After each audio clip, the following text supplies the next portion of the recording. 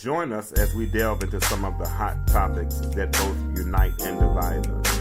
We won't always agree, but let's commit to having those difficult conversations and open up some thought-provoking dialogue so that together we can start the process of getting back together. Listen, we've thought about it. We've even thought about it. Now let's talk about it with yours truly, James Kirkland, on the Intellectual Stew.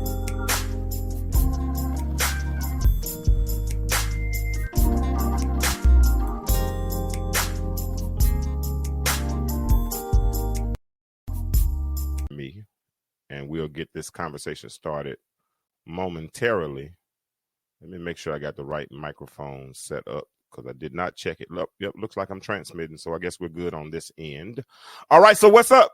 Time for another episode of the Intellectual Stew. We have been dealing with this series called Faith After a Fall. And what we have been doing is looking at the biblical character by the name of Samson. Looking at Samson. Let me turn this down because I usually cut everything off, but I guess I didn't cut everything off. I got it off now. Okay. All right. Notification went in my ear and scared me almost. Oh, let me put the phone number up in case somebody wants to call in. I guess I'm a little discombobulated, but we've been dealing with this series called Faith After a Fall. And we've been looking at the biblical character by the name of Samson. And more specifically, we have titled this series, or this segment of the series, we've titled it Blinded But Still Useful. It indicates, it's emblematical of someone by the name of Samson, a biblical character in the book of Judges. Hey, what's up, Charlotte? The biblical character, and he represents a lot of us who, like Samson, was born with a purpose, because Samson's purpose, God's purpose for him when he was built under obscure circumstances, because his mother prior to his birth had been barren. She had been unable to produce, but the Bible teaches us that she was visited by an angel. And the angel told her that she would conceive a child and that no razor should come upon his head, that he would be of the Nazarites. And he was to be a judge, and more so, he was to be the deliverer of Israel from the Philistines. God had gotten sick of Israel's behavior, its actions. So what's up, Dawood? So God delivered the people over to the Philistines. And then he raised up a judge by the name of Samson. And Samson's purpose was to be a deliverer of the children of Israel from the Philistines. But if you do a character analysis of some of the things that Samson did some really bad things by societal standards. And they ended up ultimately leaving him blinded. And that's where we stopped off last week. I think let me give you just a real quick snippet of some video from last week, and we will get this thing going tonight. But this is a little bit of what we discussed last week. But when I start to operate in my gift, when I start to lose sight of my purpose, when I start to use grace as a license to sin because I know he'll forgive me, I'm in trouble. Because now I'm focusing on my gift more so than I'm focusing on God or the giver of the gift. Y'all, I'm talking real good tonight. Boy, I'm talking real good tonight. I'm talking real good. And so the question is, how was Samson blinded? I'm not rushing through this. I'll part 2, part 3, part 4 of this story. I don't care. I'm going to work my way through this. But how was Samson blinded? Spiritually. Because I want y'all to see that you don't have... See... God. All right, hold on. Let me give you one more snip and then I'm going to go for it. Hold on. We're going to be all right. Trust me. You're going to be all right. Believe me. Yeah. But a strong desire from validation. But here it is. And we talked about this in the past. When you suffer from a certain type of attachment style and you don't get the validation at home, you'll start seeking validation in other places. That's why you need to tell your children that you love them. And if you didn't do it for your children, do it for your grandchildren. That's why you need to let your children know that they're valued. That's why they need to feel acceptance at home, so that, oh God, because if they feel acceptance at home, then they'll know what proper acceptance feels like. They won't just run from pain to pleasure. All right. So yeah, if you want to hear the entirety of that show, that was last week when we were dealing with part 2 of Samson's story, blinded but still useful. But tonight we're going to pick up again. Last week we questioned why Samson, after seeing the pattern, Delilah would try to get his secret to his strength, and then he would basically tell her a lie, draw the Philistines in, and then he would beat him up, kill him, whatever he did. That happened 3 times in a row. 4th time, he got tired of hearing it. And when he got tired of hearing it, then he told her the source of his strength.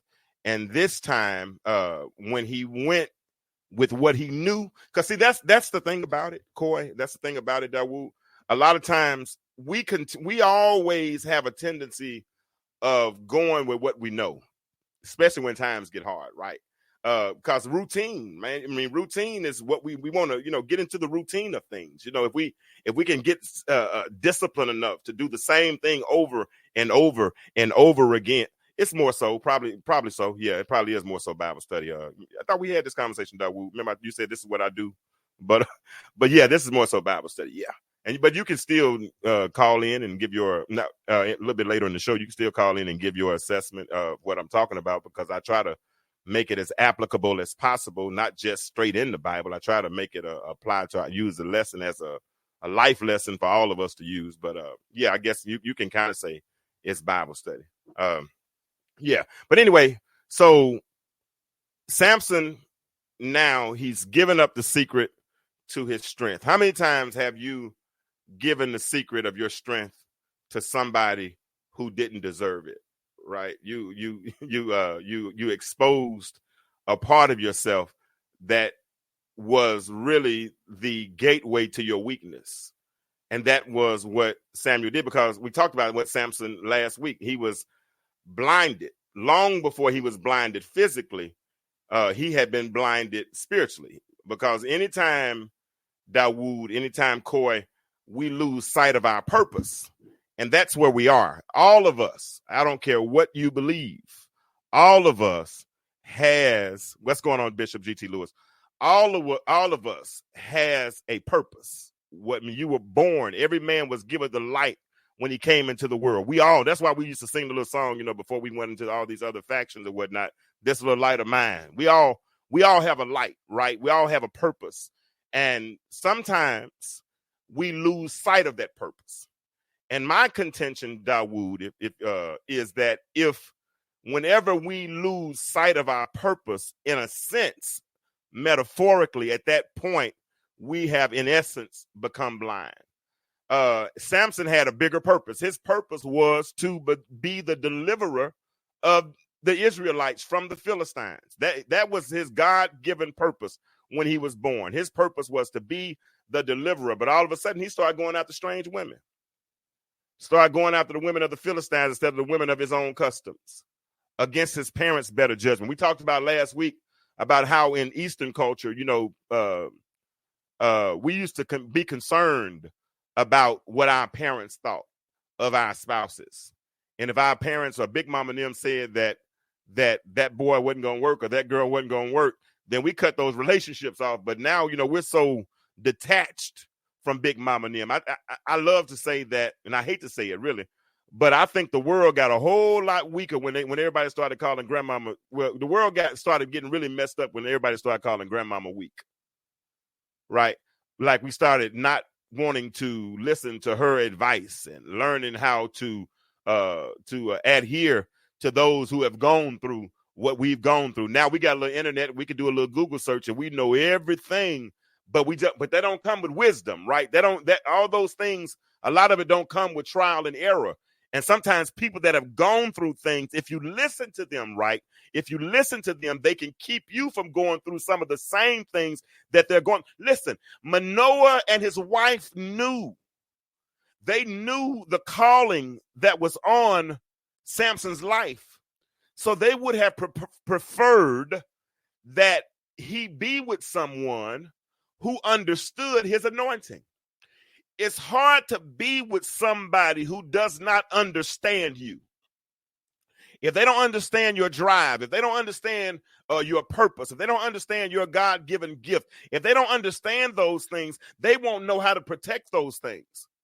And then what'll happen is they'll get in a relationship based on what they can get from you and out of you.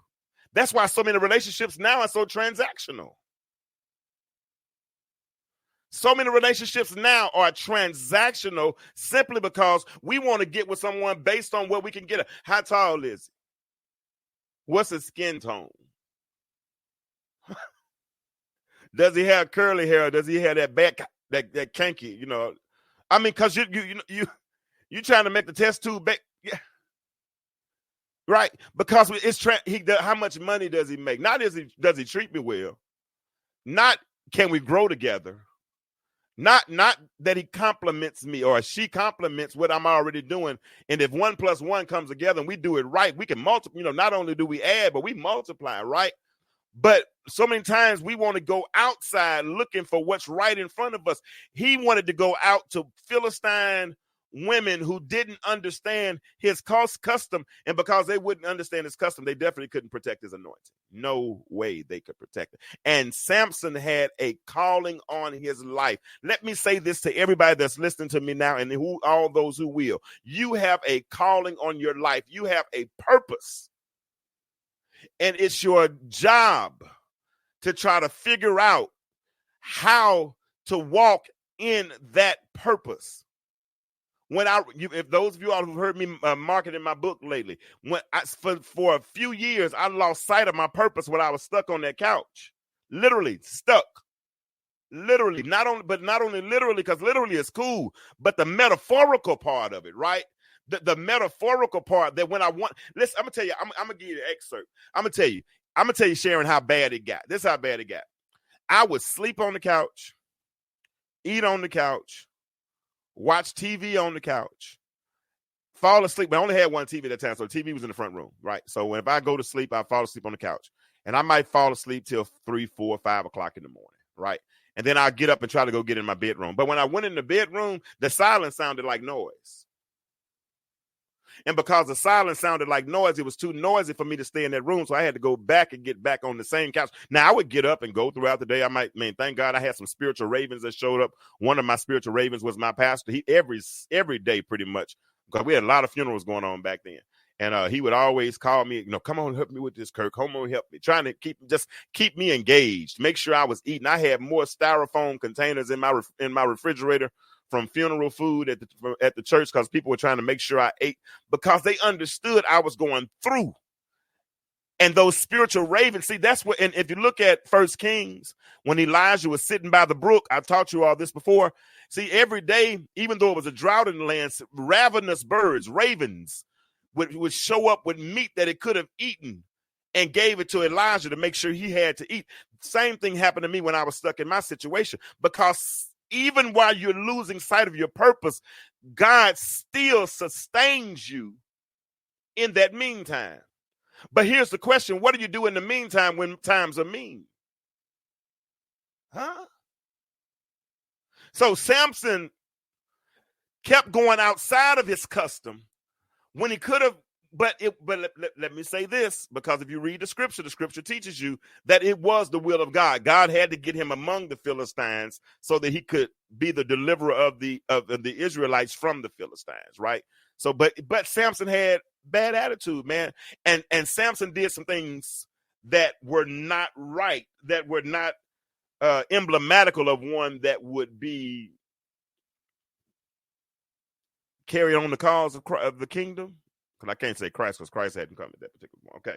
All right. So I imagine, I want us to imagine Samson after they've gouged his eyes out, after after he has given the secret of his strength, not only after he's given the secret of his strength, but when they came in and they jumped on it. Now, 3 times prior to this is happening, Samson prevailed. This time he goes in that same bag, but what used to work didn't work anymore. See, that's how you know when that shift is about to take place, because see, you are maxed out where you are. God.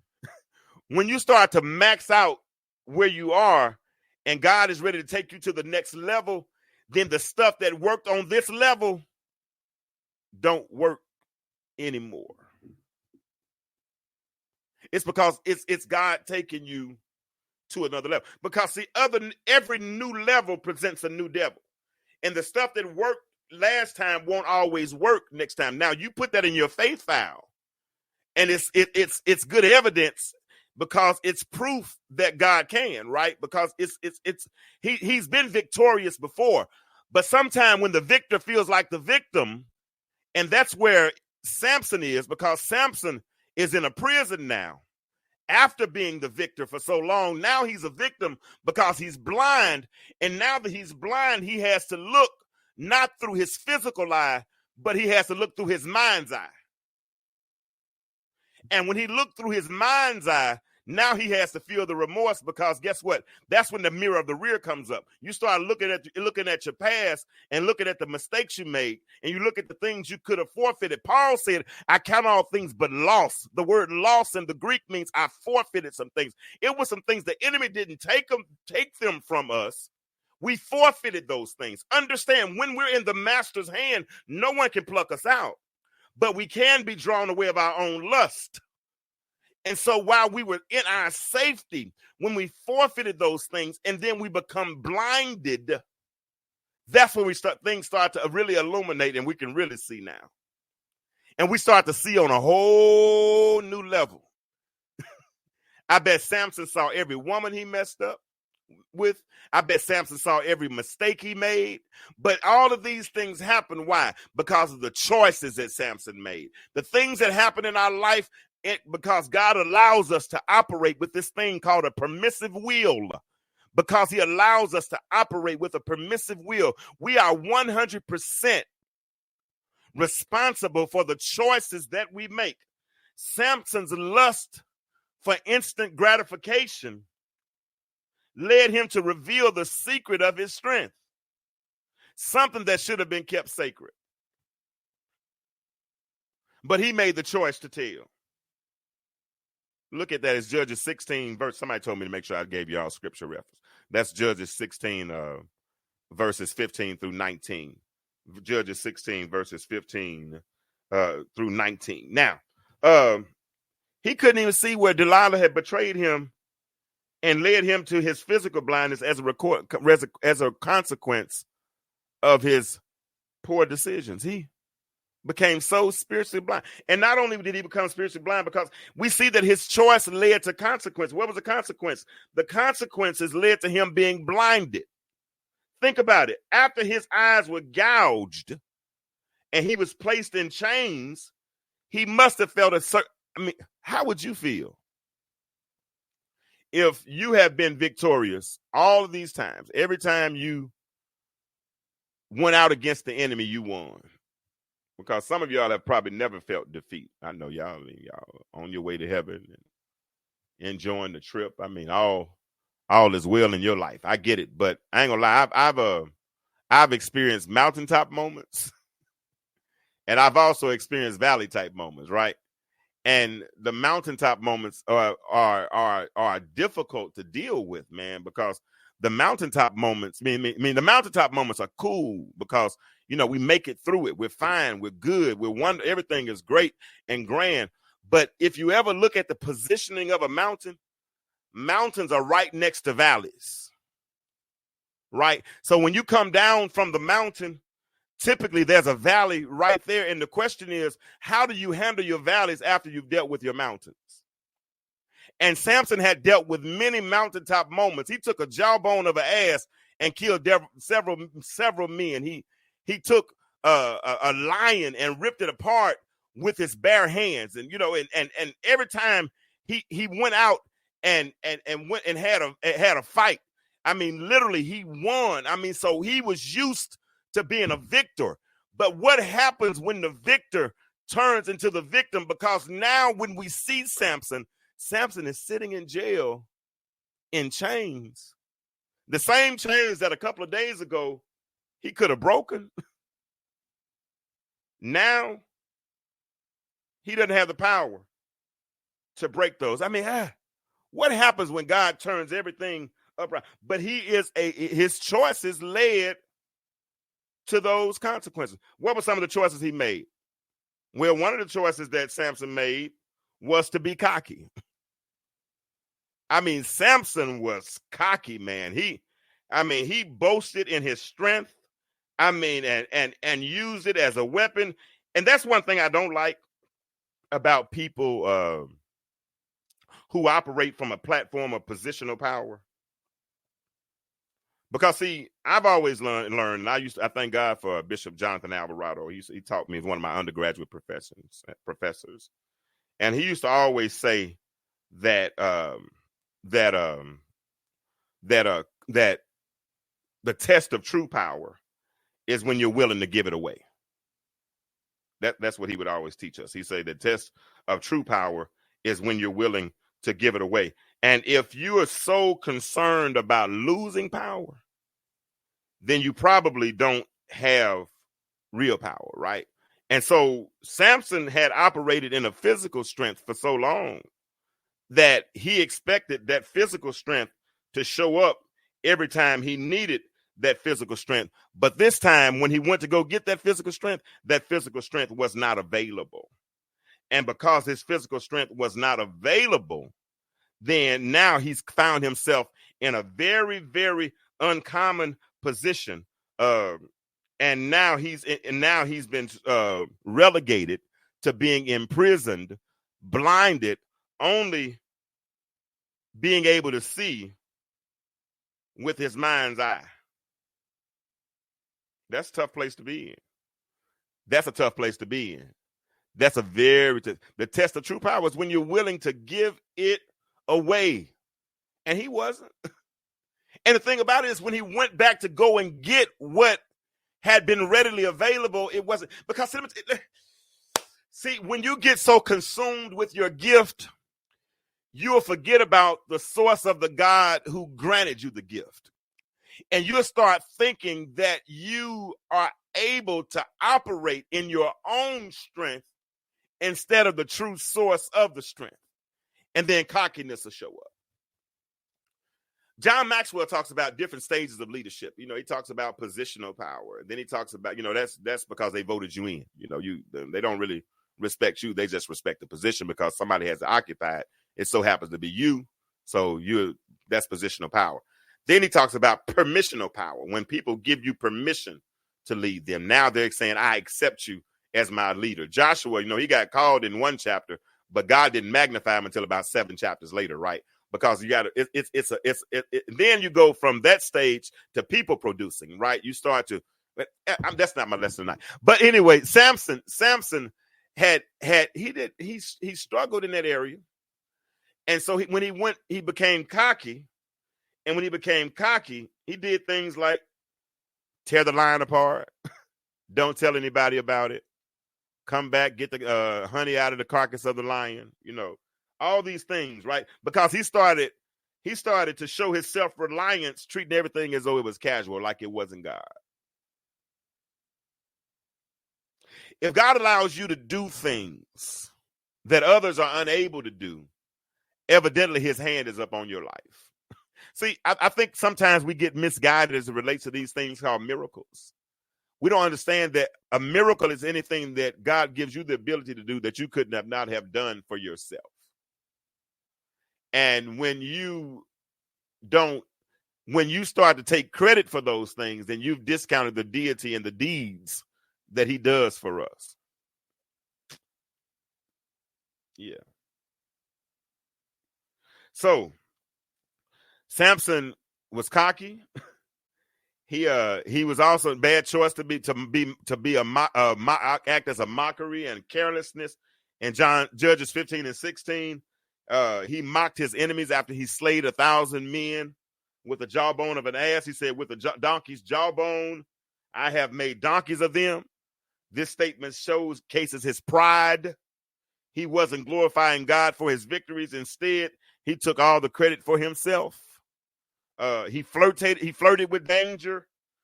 He was very arrogant in his relationships. I mean, Samson, you know what? Earlier today, I had to go back and really look to see what good Samson did. Man, I remember when I'm not going to tell you the mistake, but I remember a mistake I made a long time ago, man. And when I was on the couch, I was kind of going down memory lane and reflecting. And there was one mistake I made that particular time. I made this mistake. And when I made it, first thing I saw was my ministry, and I was scared. I'm like, man, God, I messed up. And God spoke to me like he's like, you hear my voice audibly. I heard his voice. God said, Kirk, he said, you fell before you got up. I said, huh? He said, you fail. Because see, so many people get on a pedestal and they go so high. And then when they fall, I mean, it's a long fall. Look at Diddy right now, man. Diddy, and I don't really, follow him like that. But so many people that have names, and that have influence, and people follow them. People depend on them for payroll and all these things. But that walk and that level of power also requires a certain level of integrity. And integrity is what you do in the dark when nobody's looking, right? It's the state of being whole, right? And so when you operate with integrity, you don't have to hide, right? But when you fall, that means something that had been exposed, right? Because kingdoms fall. Because sometimes we build up kingdoms. And last time I checked, God said, thou shalt have no other gods before me. And so when we build these altars and make these other kings and these idols and build these uzzahs and these things that block us from seeing God, then all of a sudden that idol falls. And he falls publicly. God said, Kirk, you fell before you got up. And I said, thank you. Because I appreciate the opportunity to get a chance to get it right. I don't want to be blinded physically while I'm still in my cockiness. God, I thank God that while I was on my couch in my situation, that he kept sending these subtle reminders. And every now and then he'll come and he'll turn the light on for a minute. And when he turned the light on, man, I'm able to even, see. And one of the best lights I saw was a mirror. Because the mirror, like the light, reveals some things that I didn't see physically. And a lot of times, you know what? The reason why I didn't see it is because I wasn't looking.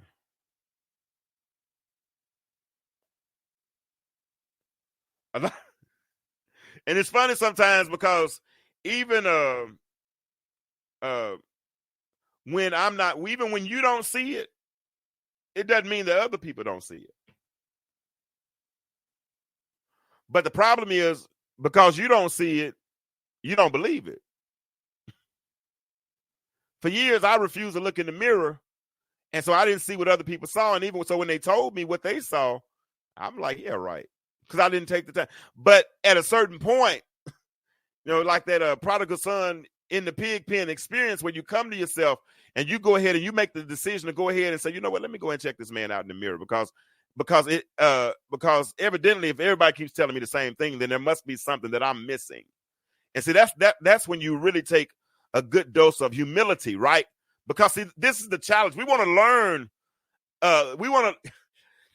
Pops told me something as a little boy that has stuck with me all my life.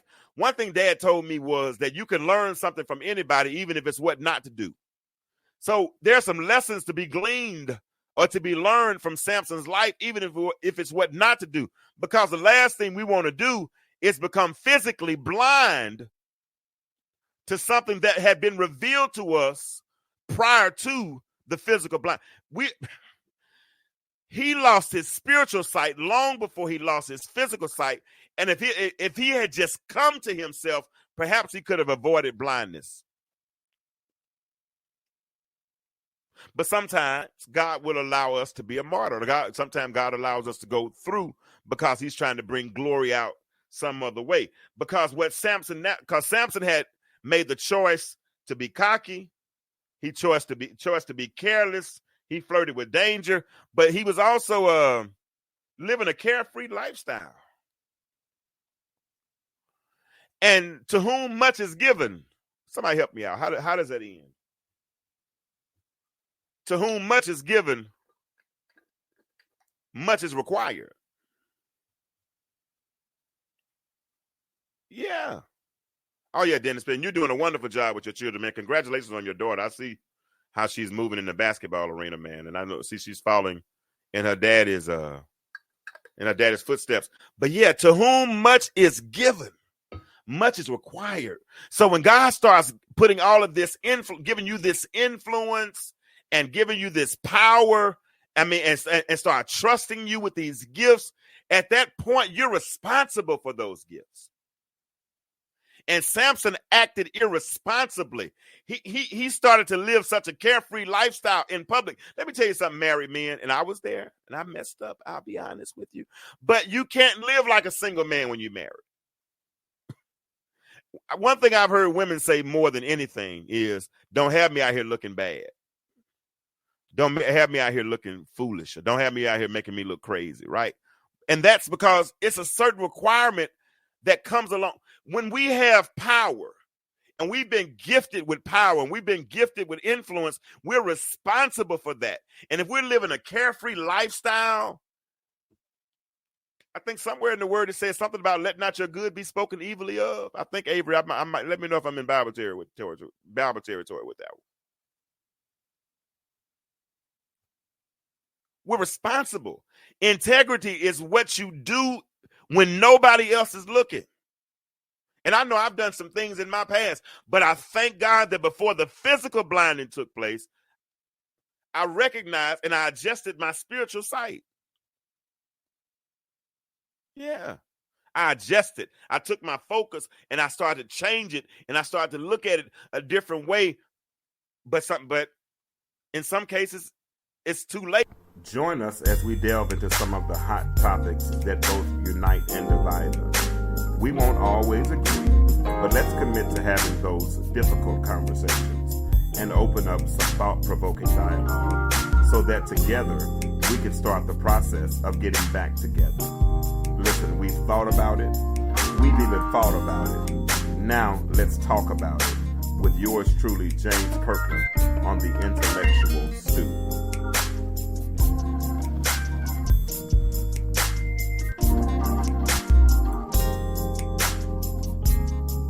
But I'm still walking towards that purpose. And at a certain point, Samson made the transition from cockiness to brokenness. And it happened in a moment. It don't take long. When you trust certain people with a certain part of you and they abuse that trust, he loved Delilah. His love might have been rooted in lust. Let me ask y'all, Bishop, you on here? Bishop Avery, you on here? Let me ask you, do y'all think any part of Delilah loved Samson? I want to see what your answer is on that. Do y'all think any part of Delilah loved Samson? Now, I know she loved 1,100 pieces of silver. I get it. I know she loved the money, but did she love him before? Because, we've heard the statement that love has limits, you know what I'm saying? And maybe her limit was $1,100, and so many, this society now, they date in your pockets. It's a different kind of love nowadays, man. I'm telling you, her love, let me see, good question. Okay, right there. Maybe, yeah, that's a good answer. Anybody else? What do you think? Do you think she loved him? And there are different types of love. There's an eros, and we can talk about the agape and the different types of love. But do you think any part of her love him. Some theologians suggest that she did. Some say she didn't. But either way, her love had limits. She loved his notoriety. Okay, I like that.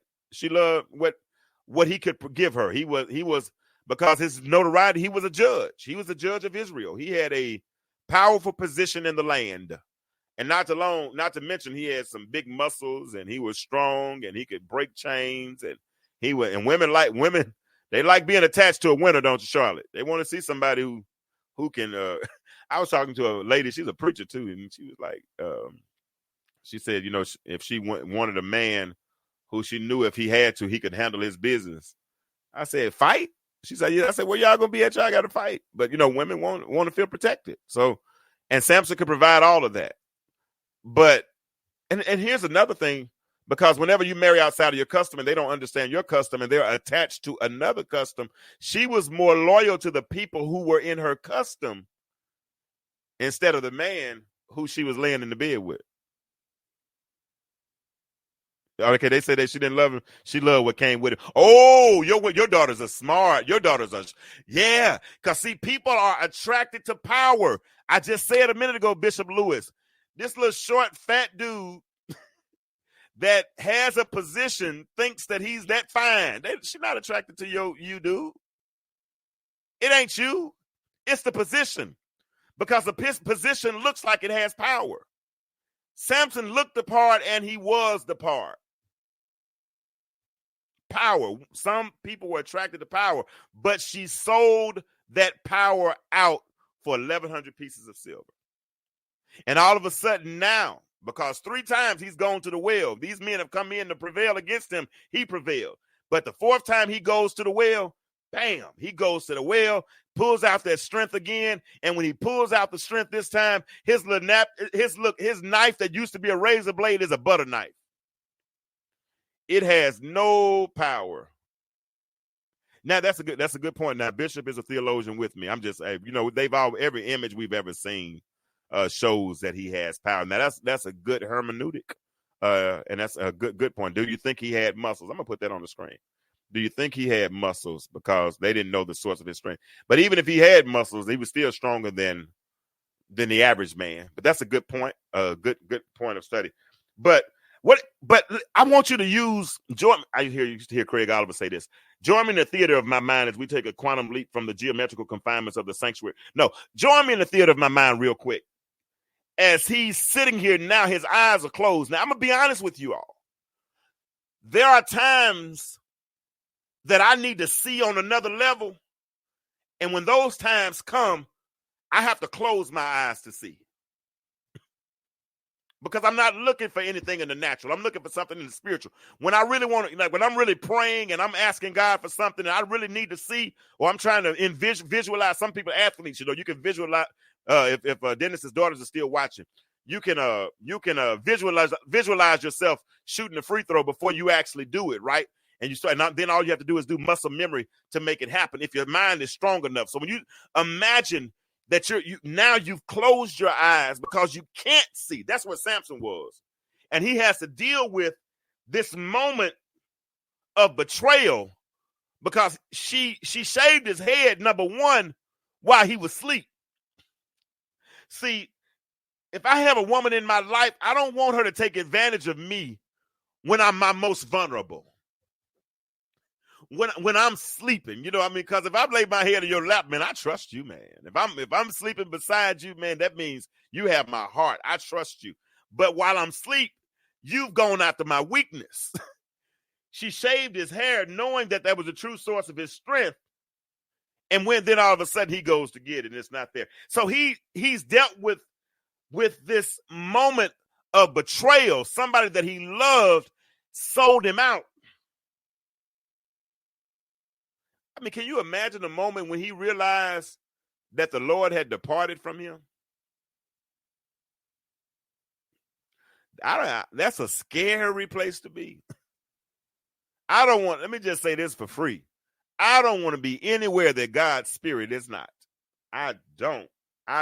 Even when I go places I don't have no business going, I thank God that his eyes still see even where I am, just to go before me and make the rough places plain and make the crooked straight. You know, man, I'm just thankful that even in those moments, right? But here Samson was dealing with betrayal, and he's dealing with he's physically blind, but he's also bound because he's been humiliated by the Philistine. He went from being a powerful, untouchable man to a prisoner grinding grain in the prison house. His blindness had a way of stripping away his self-reliance, and how in this case it made him confront spiritually. And I think he sees clearer now than he's ever seen before once he became blinded. But it made him confront his vulnerabilities and his mistakes. Let me ask you something. What if we were mature enough to confront our vulnerabilities and our mistakes prior to our eyes being gouged out by our enemies? Because let me tell you something. The enemy does not want you to see. 2 Corinthians 4:4, but the God of this world, in whom the God of this world hath blinded the light of blinded the minds of them. Let me say that right. The light of this world, the God of this world hath blinded the minds of them, lest the light of the glorious gospel should be hid. The enemy does not want you to see light because, number one, it exposes him, but number two, it illuminates your path. When I was a little boy, I mastered walking around in the dark. I knew every step in my house. I knew I could take 4 or 5 steps, get out of my bedroom to make it to the steps. Then I could walk down the stairs. Then I almost could go in the kitchen with my eyes closed. I could literally go walk around because I just would imagine, what if I was blind? How would I get around, right? But what if I didn't have a choice in the matter? Because anytime I was walking around with my eyes closed, I could easily open up my eyes and check my progress. Anytime I want, I gotta do a commercial. Hold on 1 second. Let me do a commercial. Y'all do me a favor. Hang out. Give me about 2 minutes. I'm gonna do a commercial, and I gotta go put this. My daughter getting off work, so I need to go put this salmon in the air fryer.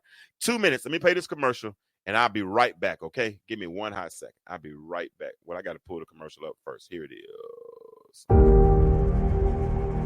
In the blink of an eye, everything can change. 20 years of marriage, 3 beautiful children, a home filled with memories, gone. James Kirkland II was left with nothing but the silence of his own thoughts and a couch that became his prison. But in the depths of despair, subtle reminders of purpose began to pierce through the darkness. God had not forgotten him. In every small sign, in every whisper, in the stillness, James began to rediscover who he was and why he was still here. Stuck on the Couch is not just a story of loss, but a journey of resilience, faith, and the courage to embrace a new normal. Available now wherever books are sold.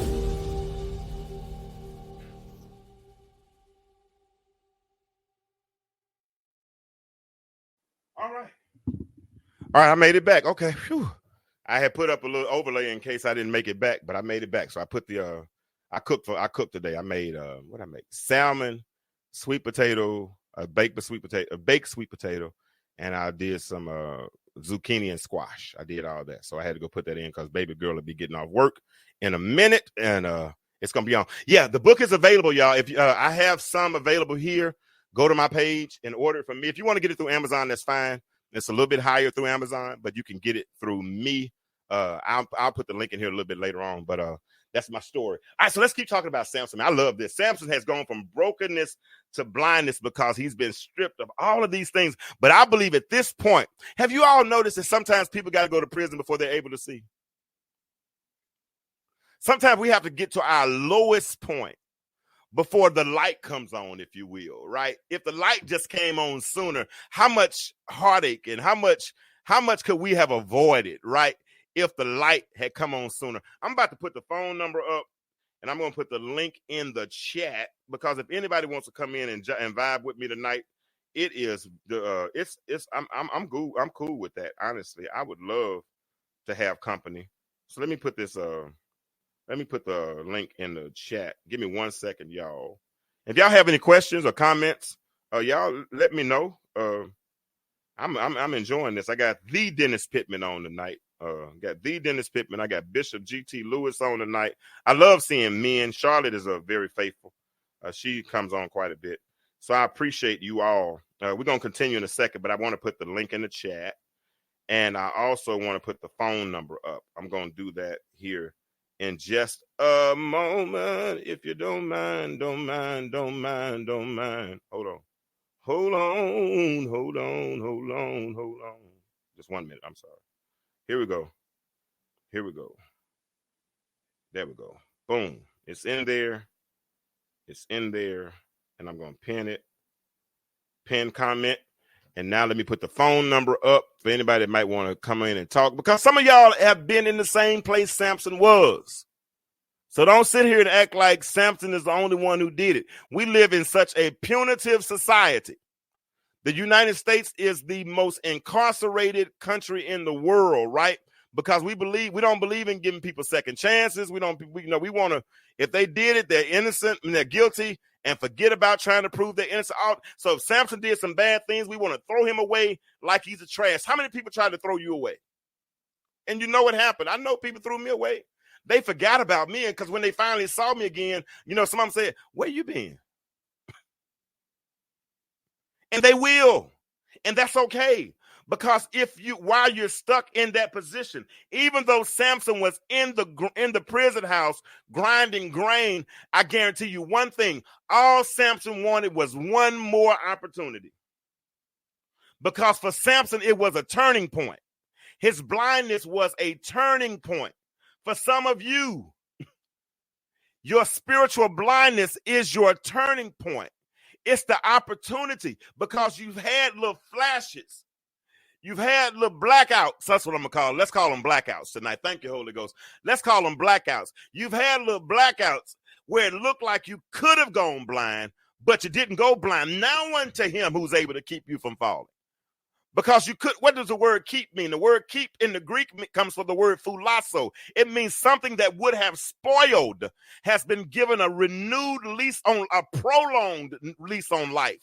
Why? Because it's been preserved. You and we've been preserved. Anytime that he could have cut us off but chose not to cut us off, that was another chance. That was him preserving us.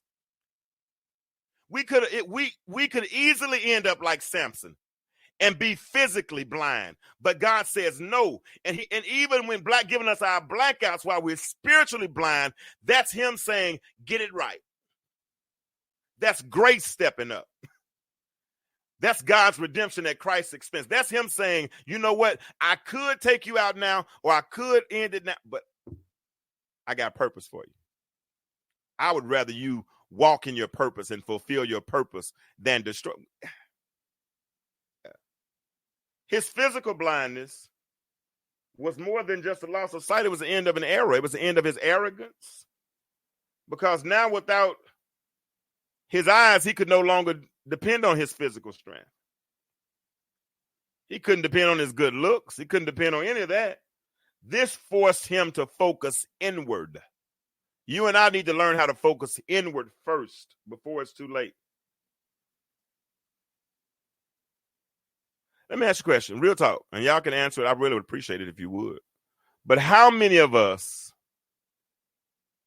only truly reflect when we're stripped of the things that once defined us?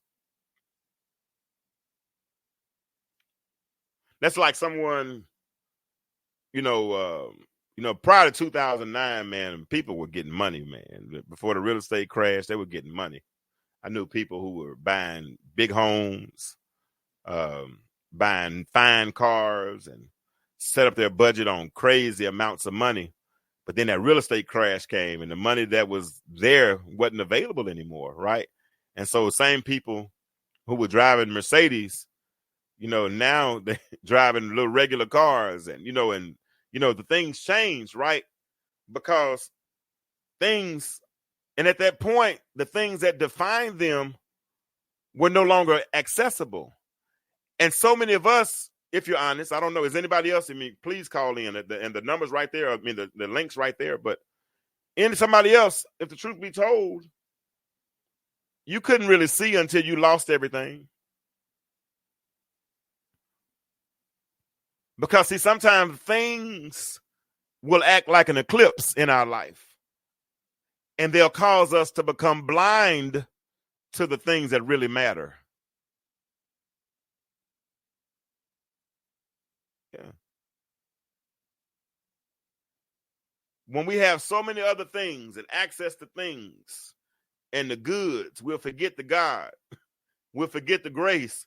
And then we'll start to go down. And because we end up blind. How does that work? After being blinded, Samson was finally forced to depend on, I'm going to finish this tonight. He was finally forced to confront his dependency on God. Because now, like I said earlier, sometimes you have to close your eyes when you really want to see. He had nothing left, no strength, no sight, no freedom. But in this place of brokenness, this is Judges 16:28.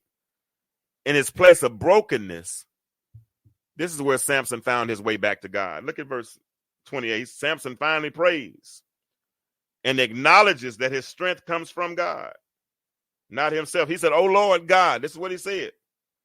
"Remember me, I pray. Strengthen me." He thought God had forgotten about him. God doesn't forget. He lets you do what you do because he's not a bully.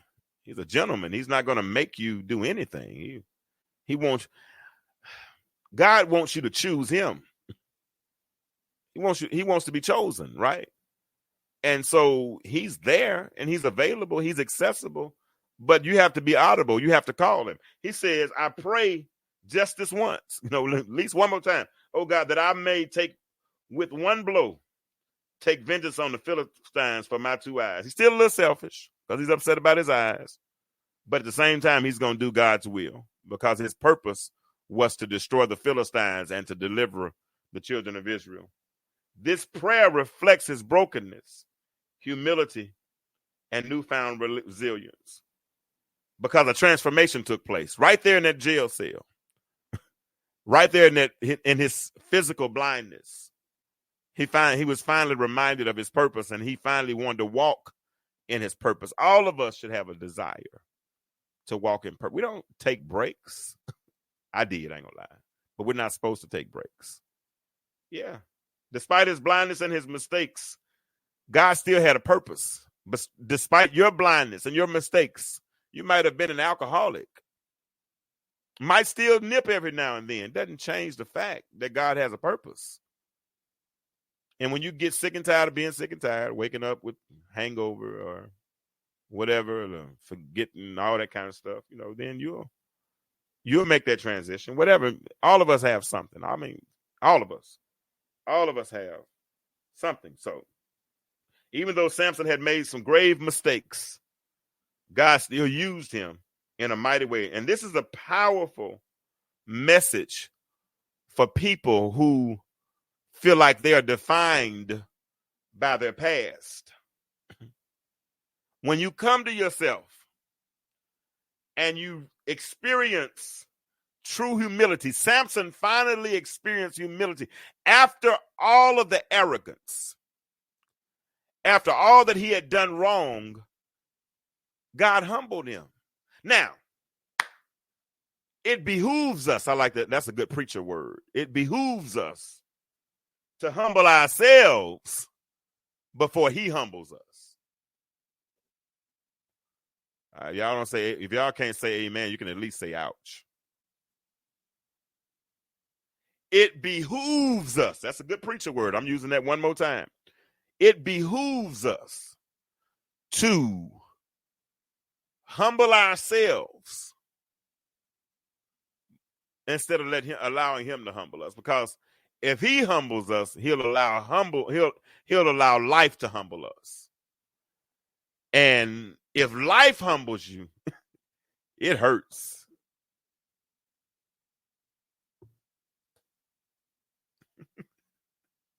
I don't even know what to say.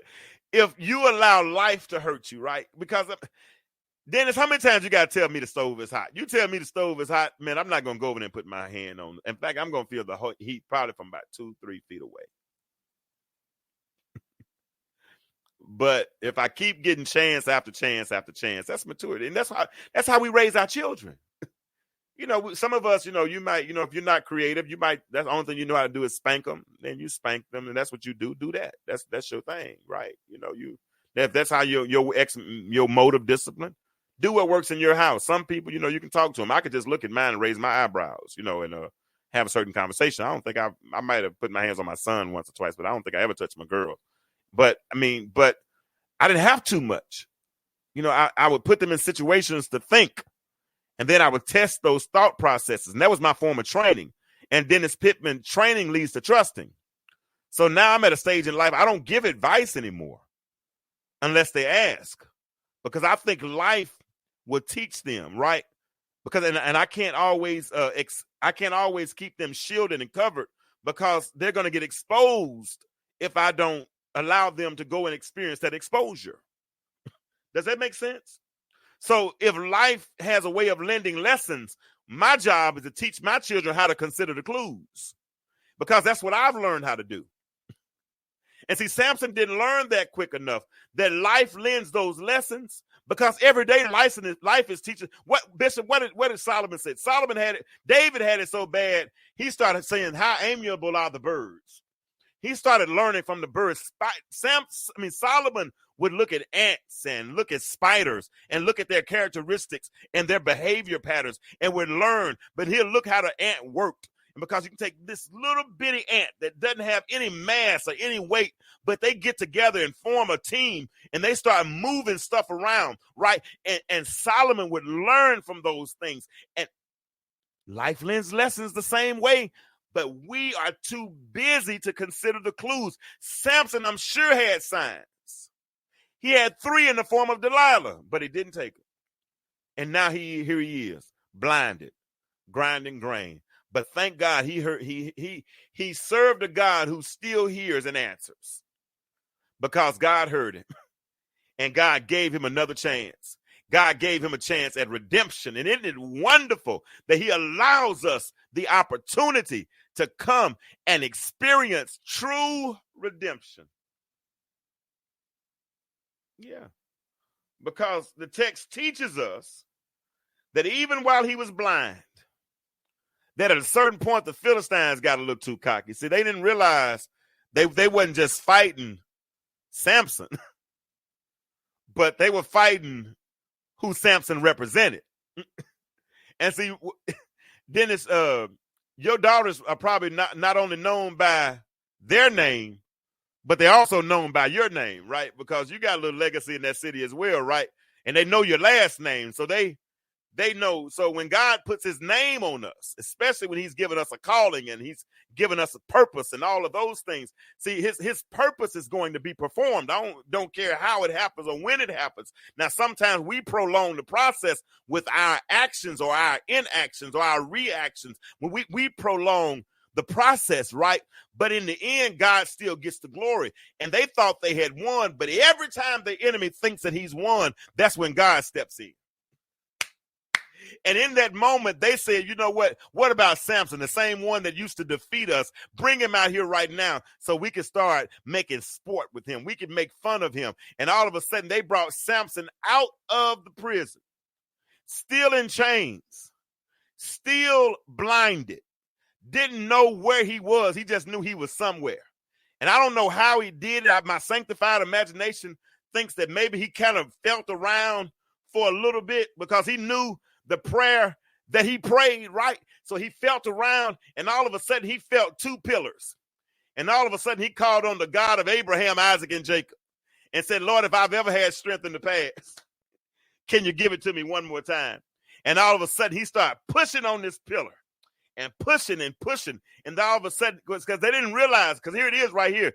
They didn't realize that while he was in prison, his hair was growing back. And you know what? Sometimes while you're down, even while you're blind, once you've acknowledged your mistake, once you've realized that you've messed up and you've been humble enough to say, Lord, I'm sorry. You know, you'll deal differently with your children. I got a friend right now going through something with one of her children, and she said, you know, I want to cut her off, and I got to cut her off because she's going to have to come to me and apologize. And basically, she's saying that if the child, no matter what the infraction is, if the child comes back and means it with a heart of contrition and says, I'm sorry, I messed up. And that's what Samson did with God. He said, God, I'm sorry. And in the process, Samson's hair kept on growing. And then eventually his hair grew back. And as his hair grew back, guess what? His strength grew back. And all of a sudden now he felt himself in the midst of thousands of Philistines. And you know what the Philistines represented? The Philistines represented the enemy. They represented everything that stood in opposition to what his purpose was. His true purpose was anything that stands in opposition to your purpose, it has to become dead to you. That don't mean you have to kill it, but it has to become a non-factor in your life.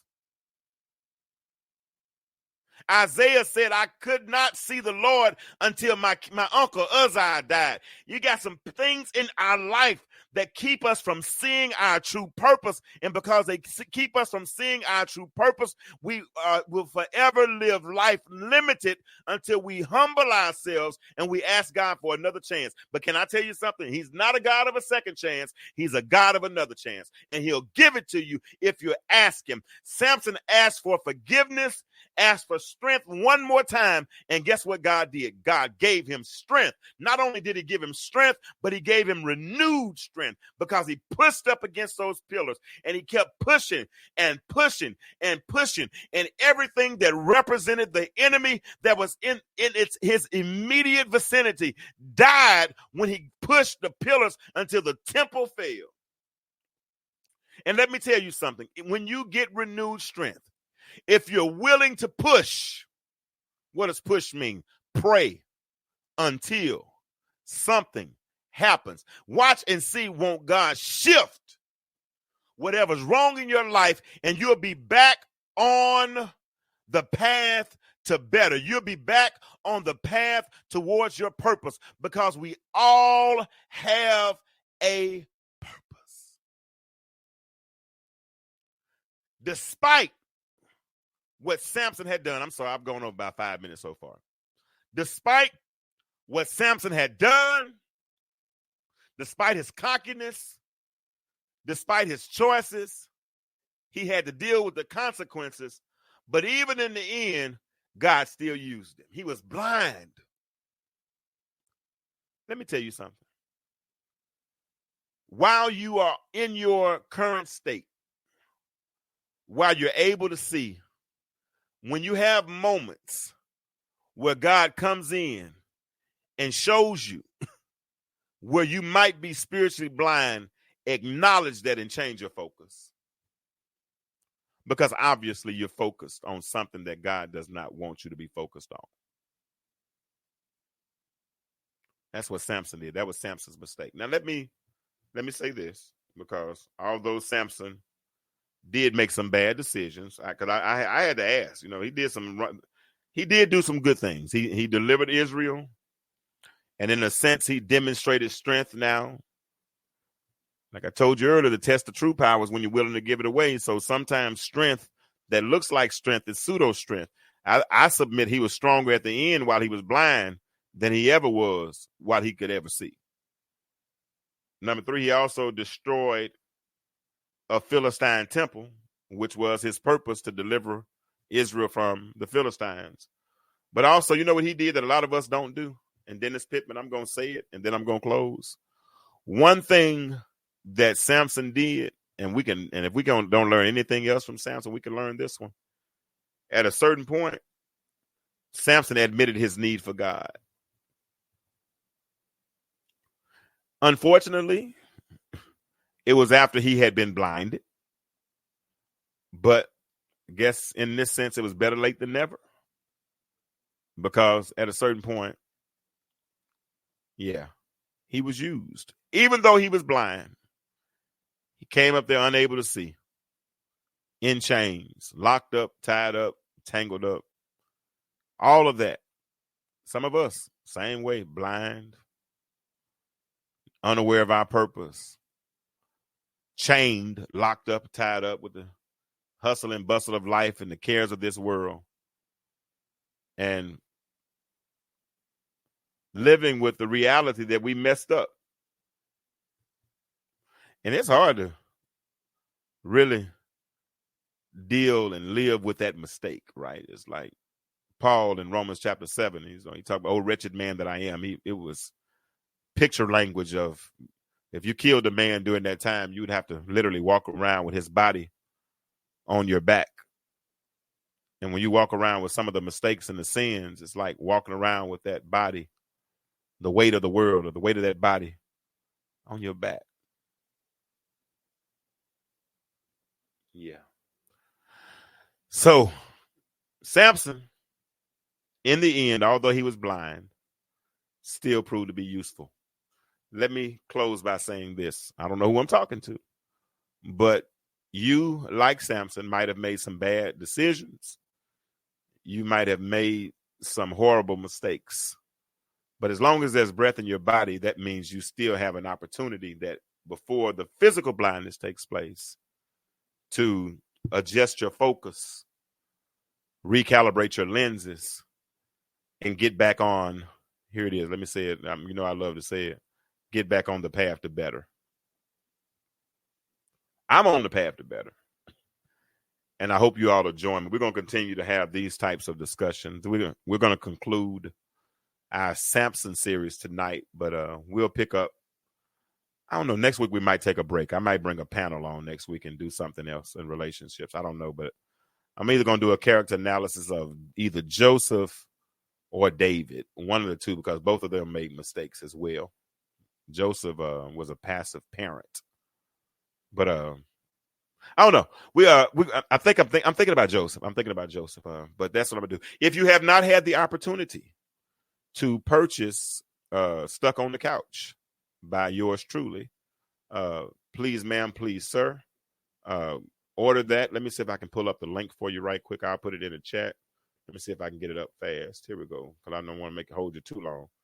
But yeah, I've had fun tonight. I appreciate all of you. I appreciate all of you all for joining in and for sharing commentary. And I'm gonna tell you the thing that's so great to see men communicating like this, man. Dennis is a young man and has a good following himself as far as his podcast and whatnot. They do something. I've been trying to beg him to come on and show y'all. He hadn't come on yet, but I'm gonna keep begging him. Hopefully one day he'll come on. But no, we might do something next week with the we might do something next week.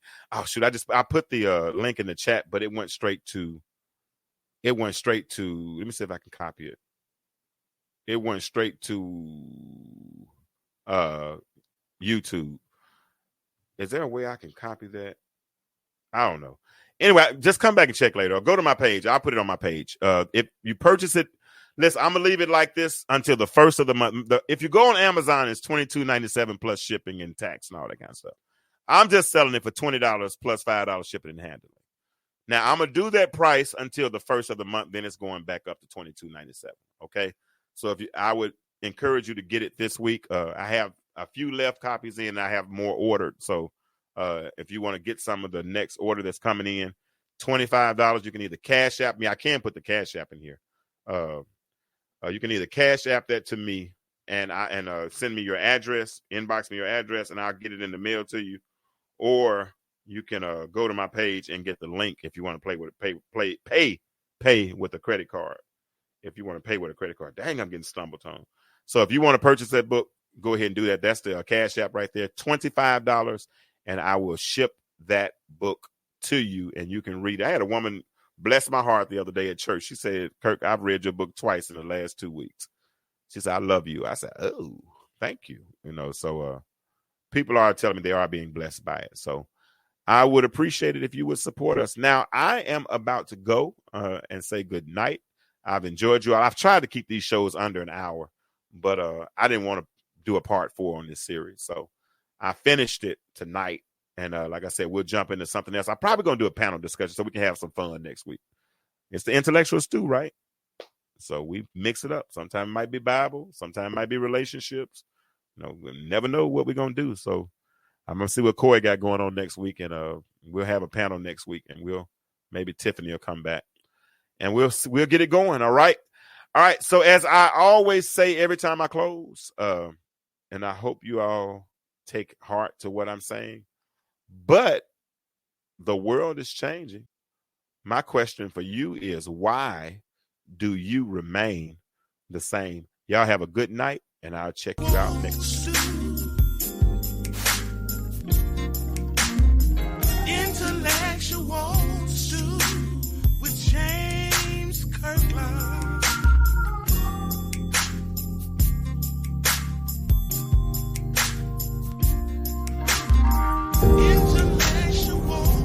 In the blink of an eye, everything can change. 20 years of marriage, 3 beautiful children, a home filled with memories, gone. James Kirkland II was left with nothing but the silence of his own thoughts and a couch that became his prison. But in the depths of despair, subtle reminders of purpose began to pierce through the darkness. God had not forgotten him. In every small sign, in every whisper, in the stillness, James began to rediscover who he was and why he was still here.